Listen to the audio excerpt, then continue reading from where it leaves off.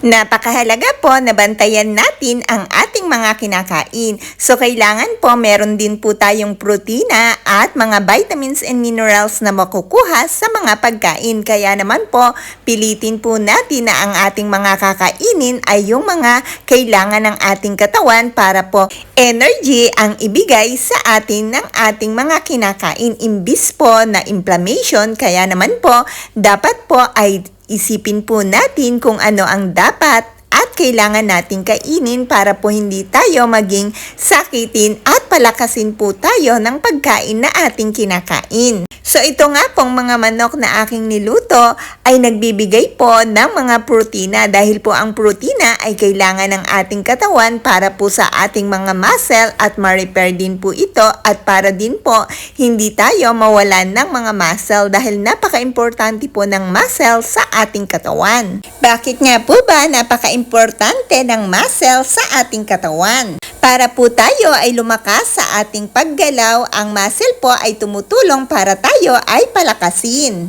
At pinananatili din po ang kagandahan ng ating metabolismo. At pinoprotektahan din po ang ating mga buto at ang ating mga kasukasuhan. Kaya naman po napakahalaga po ng muscle sa ating pangkalahatang kalusugan. At naibabalance nga po nito ang ating paggalaw kagaya nga po ng paglalakad at ang ating pagtakbo. At para din po maiwasan natin ang pagka-outbalance. At ano naman po ba ang tulong niyon sa ating metabolismo? Tumutulong po siya para i-burn ang ating mga calories kahit hindi po tayo gumagalaw o tayo po ay nagpapahinga. At pinoprotektahan din po ng muscle ang ating mga buto para makaiwas po tayo o labanan ang paghina o pagkakaroon po natin ng osteoporosis. Kaya naman po napaka-importante po ng muscle sa ating katawan.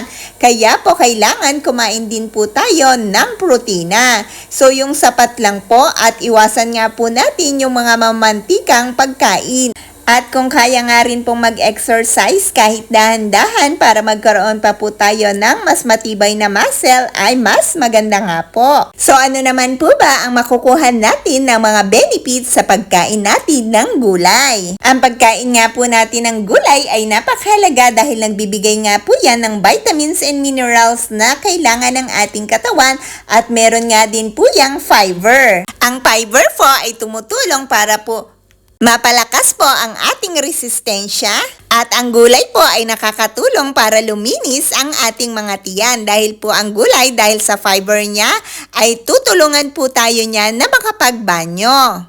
Kaya naman po kung ikaw ay may constipation, ang gulay po ay tamang-tama para sa'yo. At pinakamahalaga po, tumutulong nga po yan para makaiwas po tayo sa iba't ibang uri ng sakit. Kaya naman po ang gulay ay isa din po sa importante na kailangan nating kainin. Kaya naman po kung kaya nyo pong may daily na gulay sa inyong pagkain ay napakainan po sa ating kalusugan. At kung kaya nga din pong samahan ng exercise ay napakaganda po para po tayo ay lalong lumakas at sumigla at makaiwas sa napakaraming sakit. Kaya naman po always remember, eat enough and nutritious foods.